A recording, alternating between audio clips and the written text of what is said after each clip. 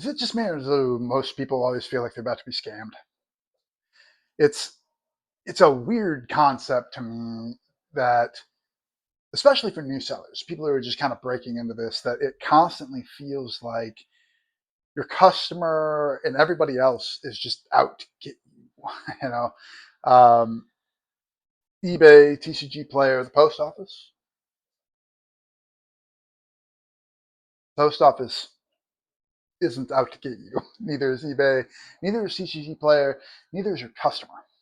But it feels that way sometimes. It feels like if I'm going to send all this cardboard in envelopes, how do I know that they're going to just not going to just get it and say that they didn't? You know, on eBay you're a little bit more protected, but I don't feel like people pay attention to that. You still see a lot of people that say, what if I get scammed? What do I do if they say they didn't get it? Well, on eBay, refund them. Follow the process. We'll get into that, but you refund them. It is what it is. You're fine. You're gonna be fine. When it comes to TCGplayer, that's a little bit more of a concern, I guess. There's a couple things you can do.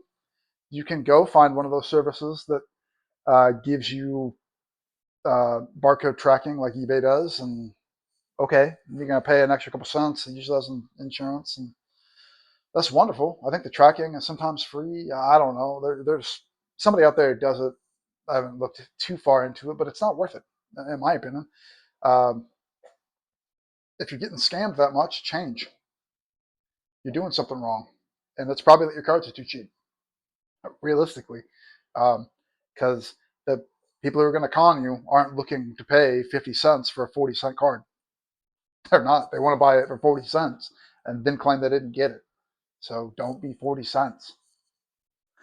It can be that simple. It can be that simple. Don't price your cards cheaply on TCGplayer, and you will probably avoid the people who are going to scam you. Another reason to not price them so cheaply is because I assume you're not, but if you've got inventory, if you've got cabinets of cards and you're doing this, you're trying to do this as a job, you are doing this as a job, or building a business, whatever you want to call it, right? Then you're not just selling your collection trying to get cards for the next card to collect. I mean, like, take for example eBay when it first started, right? There were probably businesses on there, but whenever I first got on eBay, before I was selling anything, I was just selling my stuff. If I had an extra game, oh, here's a good example: Call of Duty. I'd play Call of Duty and get rid of the old one and sell it, make money for the next game, right? Well, I wasn't trying to get them. I was trying to get the most money out of my game, but I wasn't trying to build a store and a platform and provide customer service. It was buy it, it works. I know it works, so can't tell me otherwise. But here you go. I wasn't trying to build something out. I didn't need shelving. I didn't need video equipment. I didn't need a printer to make stands and stuff. I didn't need cabinets for my games. There's a difference between being somebody who sells their stuff just to have some extra money and being a business. Way off topic here. This is not what this was supposed to be about. We'll get into that another day, I guess. But it is a method to stop people from scamming you, because people who scam try to look for the lowest price or the easiest target. And whoever's the lowest price on TCGplayer is probably the easiest target, because they're probably new. They're probably just selling the collection. They're probably just people who are going to throw it in an envelope and hope. They don't have any backup customer service skills or concepts to help get them through the mess. If someone says that they did not get their cards on TCGplayer and you feel like it's a scam, you can reach out to TCGplayer and say, hey, does this person do this frequently? And when they say no, you can work with them, or you should be working with them anyway. Like here's an example. I had a guy on, I'm assuming it's a guy. It's been a while, but I'm pretty sure the name was male, but it doesn't really matter. Whatever. But it's not relevant. I sent somebody like, I don't know, 40 cards or more. It was across 2 envelopes. It was too thick. I used Rob from RNG Games' method to pack things, and I had to send it over 2 envelopes because it was too heavy. So it was just a lot of cards. They got the first half. It was alphabetized as the TCG player pack lists are, and so they got the first half, which was the lower value half of the cards, but they never got the second half. And it had been like 20 days. And so they reached out and was like, hey, man, sorry, can we get to 30? If you don't have it by 30, I'll refund you. And as to why 30 is because the post office can't take that long. It just sometimes does. And that's honestly what TCGplayer's policy is. I think it's either 28 or 30 days. Whenever you hit that mark, you need to refund them because they're not getting those cards. They're probably on the way back to you, frankly. But anyway, so I do that, and he gets his refund, and we move on about our business. It was like $30 worth of cards. I'm like, wow, that really sucks, but okay. But he was able to verify the first part of that list, so I knew he at least got the first portion, and he was able to verify which ones he didn't have. And I wasn't asking a lot of questions like, hey, which ones did you get, so I know what to refund. And then he was able to answer that question, so I knew he at least got some. And if he was scamming me on the other ones, then I guess he was scamming me on the other ones. But what happened next will shock you. No, what happened next is it was about a week and a half later, and he was like, "Hey, I feel bad, but I got the cards." I was like, "Oh, cool." I was like, "It's kind of against terms of service, but no." So I didn't ask. He said, "Hey, I got the cards. I'd like to send you the payment for them." I was like, "Okay, that's appreciated." I thought that was money gone. Fine, wonderful. It's a very kind person to do that. I can't say most people. I don't think most people would have done anything else. I think most people would be honest about it. But anyway, so I sent him my PayPal, and he sent me the funds for it, and we're good. Technically, I theoretically paid less fees for that mess up of the system, but it's not. You're not supposed to do that. Don't do that. You will probably get kicked off TCGplayer for that kind of stuff. Anyway, if you feel like you're getting scammed on TCGplayer, your customer probably feels 10 times more like they're getting scammed. I don't know if you've ever bought from TCGplayer, but you don't get any information. It's not like they send you a tracking number saying, hey, here's what they sent us. It's literally just your cards have been shipped. That's it. So you, the person who feels like is being scammed, drop your cards off at the post office, and you hope and pray that when they get there, the person's honest. And the other person clicks buy, gives money, and says, well, I guess an email is good enough. So I don't know what to tell you on that one. If you feel like you're getting ripped off or scammed on TCGplayer, find a different platform. You don't have to sell there, but I think you're wrong. I think if you're getting scammed a lot, there's a couple reasons. Either your prices are too low, and maybe you just are an easy target. If you're getting hit by the same people over and over again, don't let somebody have an item not arrive twice over a period of time. If they order 2 orders in a week and they don't get both, it's probably a USPS problem. If they order 2 orders in 2 separate months and they don't get either one, block them. That's simple. I wouldn't block everybody who doesn't get an order, but you can block the people who are clearly scamming you, and then never sell them another card, and then they won't be able to buy cards or whatever. But I've also had it to where the post office will send a bunch of stuff through, hold on to it. A bunch of people say, hey, we don't have our cards. And you're like, man, there's a lot of scammers out today. About 2-3 weeks later, you're going to get every one of those envelopes in your mailbox. So I don't know. I disagree. I don't think you got to worry about scammers. As far as TCGplayer goes, if you do it right, if you're kind, you get good customer service, it's easy to tell. Stop worrying about it. Sell your cards, price them to counter it, and to be good. You're a business. Build the cost of that in. If you don't, you're doing it wrong. Now, eBay is a whole other story. Um, before I say this, some of these, if I make any weird comments on accident, they are anecdotal. Anecdotal. I don't know if I'm using that word. You're saying it right, but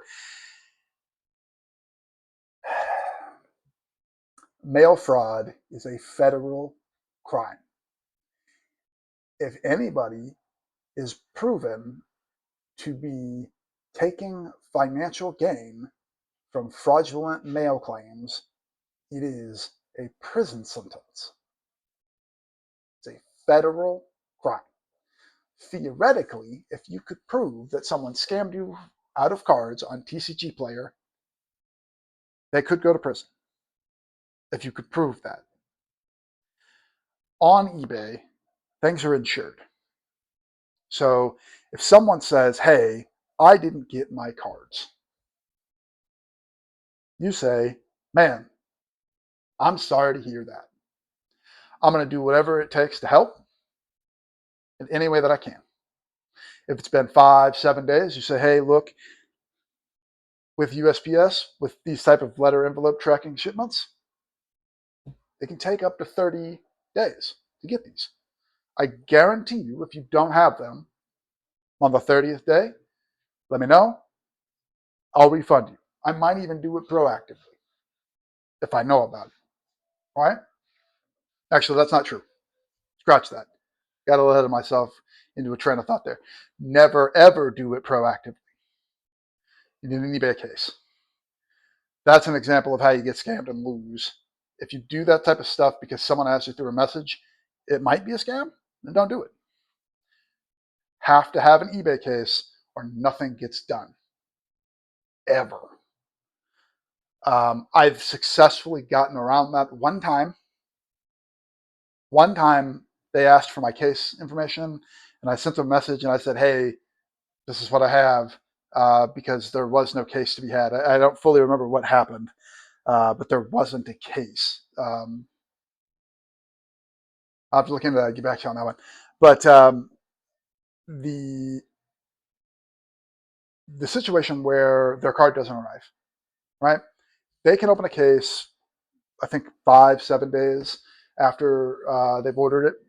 In my case, I think it's closer to 5, but they can open that case, and you have, I think you have so long to close it. It's usually the 15th day. So on eBay, for PIP, you cannot file a claim for 15 days after the sale is made or after, I think it's after the sale is made, or after you ship it. One of the things. But most of the time, if they file their claim immediately, it's going to be on the 14th day that closes. So you gather all your information, take your screenshots of your communication and send your refund. And then the next morning or whatever, put your screenshots into PIP, and it'll be good. Because it'll have all the information showing that at the time that you did this, it had not been delivered. Even if it gets delivered the next morning or on the day, whatever. eBay was going to force you to close that case. If you didn't close the case, it was going to count against your store. And people stop buying from you if your metrics go down or if you're not top seller, you don't get put up top. I may have digressed there a little bit, but on eBay, you're covered. So let's say you ship something and it gets marked delivered, and the customer reaches out and says, hey, I don't have this. They probably don't. They probably don't have that. They're not lying to you. They are not lying to you. They have told you the truth. When it comes to those envelope type shipments, eBay or the post office will sometimes scan a batch of them as received at the local post office hub. And then it takes another 2-3 days for them to get delivered. That's one option. That's just one of the outcomes as to why they might not have that. Another one, if it got damaged. If it got rain damaged, this one happened to me recently. If it got rain damaged or split in half, it might say delivered. It might have gotten damaged on the way to delivery, and depending on what side of that coin it lands on, it's either going to them or it's going to you. But they might hold it at the local post office and have somebody come in and say, hey, like, hey, we need you to come check out this mail that got damaged. Or they might just hold it until you call. I don't know on that one, but the post office might actually still have that item, and they need to do some research with them or whatever, and they'll find out if it's damaged, and you can work with them to refund them or give them a percentage based on how much damage is done. And again, you're covered by PIP. But in the event that it says it's delivered, it's 2 or 3 days later, they still don't have it. This is the part that makes me feel bad, but you're covered by eBay. It has been delivered as far as you can tell. You have no way to prove that it hasn't. You're relying on the post office to get that correct, and if they say it's delivered, then, buddy, it's delivered. There's not much else you can do there. So you say, hey, look, I'm sorry. Unfortunately, there's no more I can do. I want to be able to help, but it's the post office is delivered. You're going to have to ask them. I'll do anything that I can on my end, but that's what I got. And if they don't close the case, or if they leave bad feedback, you can request that eBay closes that case, and it will erase all feedback that is negative for that issue. Meaning that if it says it's delivered, they don't have it, if they go on a tirade in your feedback, eBay will remove it.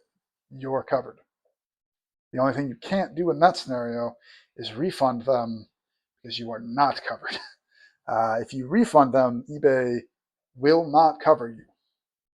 You do not get any money back for that. PIP does not count. I don't know what happens on the other end of that. I don't know if eBay is taking care of them and giving them some of the funds. I like to hope that they do. eBay says that has a 30-day money guarantee type thing. So I'm hoping that the buyer has some protections there, that they get that correctly. But as far as I'm concerned as a seller, I've done my portion. eBay is covering it, so it is between the post office and eBay as to how that comes out, and you're good to go. Not your fault, not your problem. You've done everything you can. Another piece of that information I've had happen is I've had somebody on eBay reach out like 90 days later and say, hey, I never got my card. And it doesn't have any tracking. It legitimately doesn't have any tracking. I looked at the USPS tracking. It doesn't have any scam information. It doesn't have anything going on. I'm pretty sure this person was a scammer. I think somebody's account got hacked, and they were going through looking at tracking and trying to get money sent back to an account that they now maintained. I don't know if you know about that one, but essentially people will hack accounts, put new deposit and withdrawal ACH accounts, and then they'll go through and start making claims on stuff, trying to get people to refund the money. And when the money gets refunded, it goes to their account instead. But anyway, I digress. I'm pretty sure that that's what this was. And so I actually called eBay on this one. That was a huge pain in the ass to do, but I managed to get a hold of their phone number, and I called them. And the gentleman on the other line basically said, hey, I can't tell you what to do, but I can tell you that you're covered, in a wink, wink kind of way. And it was one of those like, hey, I'm not allowed to say anything, but if you don't do anything, they can't do anything. And I was like, okay. And I was kind of like, hey, yeah, but I need this resolved. I don't want it to affect me. And because I didn't understand how eBay's case system worked back then. And so I already had like a strike or two against me, and I was like one away from getting like my top seller taken away. And nothing bad. It's just one of those things where like, just eBay's policy is that they get 30 days. They have to wait 30 days for the card, but the case is closed after like 15 most of the time. So it's like, well, there's a discrepancy there. So I was just waiting to see if he got delivered, and I got it wrong, and so now you have to close them yourself. But anyway, so I was like, I need your help here, and I just kept asking. He's like, you know what? I'll take care of it. And while I was on the phone, he just like closed the case and like, I'm pretty sure removed that person's entire account. Um, it was wild. But so that one got solved. And if you have trouble with feedback or stuff like that, and you cannot uh, uh, get the right actions taken through the robot, you have to figure out how to call them, and the customer service is pretty good once you get a hold of them. But you have to actually get a hold of them to make things happen. Um, but that was one. I thought I had another story in there that I wanted to tell about not being scammed. Um, man, but yeah. So, finishing that story actually. If it's after 30 days, I don't have a hard and fast rule on this, but what that person told me is that the buyer protection only lasts for 30 days. That is important because you, as a seller, it is your responsibility to make sure anybody who doesn't have their cards gets their refund back within 30 days. If they don't have their card on the 28th day, you refund them. You refund them. Not just proactively. Don't do that. Don't go through your thing and start refunding people. Like don't do that. That's terrible. That's bad business practice. You don't want to be doing that stuff. But if you have a case open and somebody says, hey, I don't have my cards, and they submitted that case on the 26th day of not having their cards, refund them immediately. Say, hey, I'm sorry. I'll get this taken care of. You refund them. I would go so far as to do it on the 16th day. Anybody after the 16th day that doesn't have their cards, I would kind of go ahead and refund them. Personally, I do tend to say, hey, can we give it the length of the case just to see, just because it is a little bit easier. But if they don't have their card on the 26th day and they've messaged you, or you tell them to make a case. If they've made a case, refund it. Send it to PIP. If you get to 30, from my understanding, they are not due a refund, and the PIP stuff does not count. So I could be wrong here, but as far as the information that I was given or led to believe, if they get to the 31st day and they have not been given a refund, they're not due one. If you refund them on the 31st day, you're not due um, the insurance for it, meaning PIP doesn't have to pay. So I don't know. There might be some time issues there. Maybe it's 60, but as far as I was told, it's 30. I'm sure there's more stuff there to talk about, but as far as I'm concerned, the only time I've ever been scammed, uh, I'm sure I've been scammed, but it didn't matter. It's probably trivial. But the only time that scamming mattered is I had at an actual card show. I made a deal with somebody. I know who he is. Um, he doesn't know that I know who he is, but I was friends with his wife in high school, and so he came up to my table. The convention was about to close down, and he walked up with a box of cards, all of them priced out, and I had uh, put a wrong sticker on one of my Charmanders, and I was trying to figure that out because I knew that it was wrong, and I couldn't figure out why it was wrong. But I was like, it was a $50 card that had a $20 sticker on it, and I don't know how it got there. But my fault, my bad, fine, you know. But clearly he knew what the prices were, right?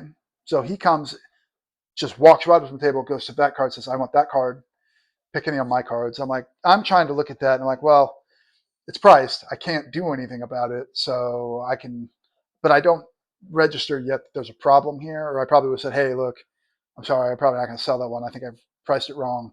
Not trying to scam you. I'm just not going to sell it at all. I'll put it back in the box, sell it another time. But I didn't know that. So what happens is he's like, pick a couple cards you like or whatever. And so I trade at 80.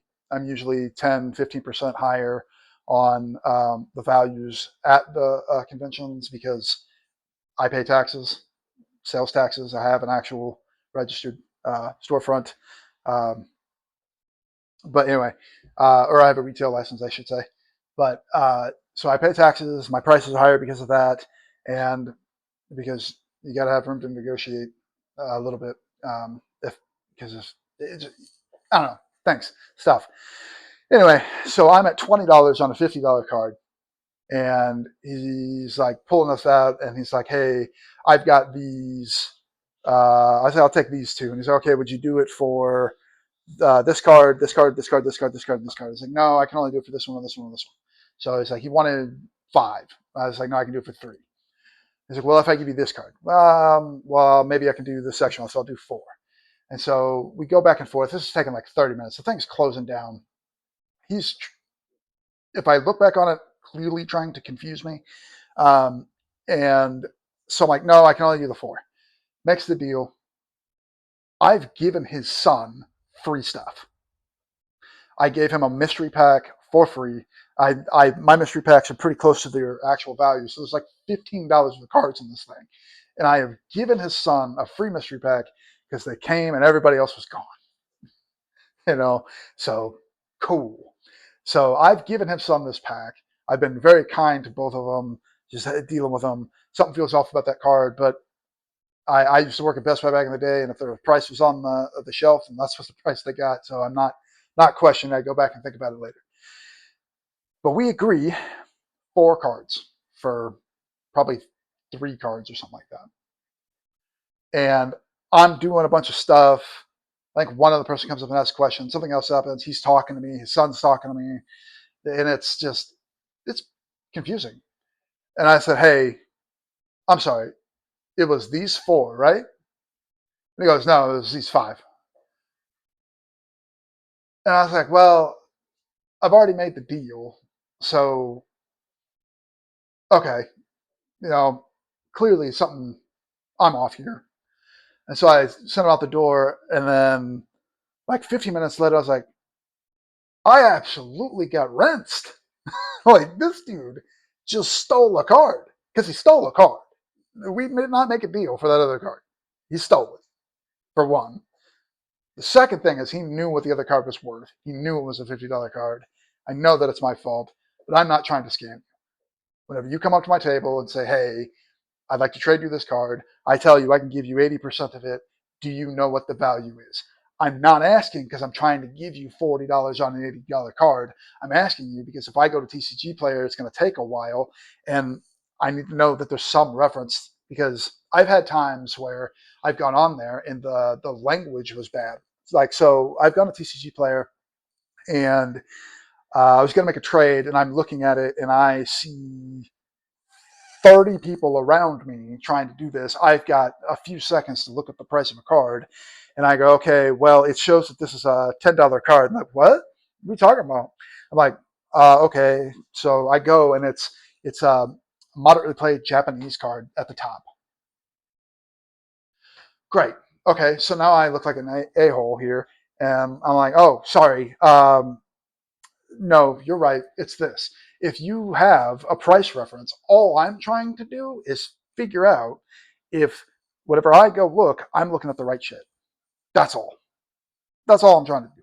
So I don't know. I try to give fair values. I try to make it to where everybody's getting what they're due. And when I was giving 80%, everybody else was giving 75. Just so we're all clear. But I digress. Thanks, stuff. Time for a shop update. Got any questions? I've got tons of experience. Um, I've done so many different things to try to grow this business over the last year. If you can think of it, I've more than likely tried it. Shoot me a comment, ask some questions. I'll help you out. But shop up to the time. As you may have noticed, I got a mic. Hopefully this is helping everybody hear me a little better. And then I got some lights, some brights lights, guesses, things, stuff. But I got some new lights, so I was trying to get rid of the halo effect, which clearly has not happened. But I looked like I was orange. Well, maybe I still do, I don't know. But the entire room looked orange. And then, so I didn't get as much done this weekend as I wanted to put those lights up. But I did redesign the top loader mount situation here. So I got that printing. The new version of this guy here is going to be coming tonight. that should probably take about 8-9 hours to print. Lights, mic, top loader thing. I got all of the Chaos Rising scanned. It was not in the system for TCG Player until this morning. I reached out to Andrew with Jim TCG to get that in the system. He's currently working on that. Once that's there, I'll get all those uploaded onto eBay. I have not added any more cards to TCG Player for the Mayhem sale, I think it is. Just kind of see how that goes. I'm probably on hold for a little bit on TCG Player until I get my Roku sifter because of just how much stuff there is and how long it takes to sort. I've got other sorters that are supposed to be coming. That's a whole other potential video. But shop update wise, I got that. I've got those priced. I've got those scanned. I need to get my Chaos Rising unboxing video priced. That was an odd one. The prices were really high. So like normally for Pokemon, I only price cards that are 50 cents and above. Well, right now, every single card in the set is 50 cents and above. So you realistically couldn't lose money by opening it because it's pre-release, doesn't come out till Friday. And this was, shoot, I shot this on last Friday or Thursday or Friday. I shot the video, and okay, so I can't. I don't know. I felt weird putting too high of prices in that video, so I hadn't fully done it yet. I've got it all edited. I just needed to add the prices, and I haven't because they seem too high. I feel like I'm lying to people if I put the prices. So I don't know if I'm going to just price the big cards. Um, I don't know. I'll have to figure that out. But I'm probably going to work on that today, finish that up, and get Chaos Rising onto eBay if I can. Who knows? Maybe I'll take some of my Spider-Man over there. There's a whole full box of just Spider-Man. Try to see if I can get that on TCG Player or something. We'll see. But that's my plan for today. I've also got my regular job that I've got to do. But that's my ramble. 30 minutes. Watch it, subscribe, hang out in the comments, uh, hang out with me while I try to grow this and try to take over the card world one day at a time. Peace.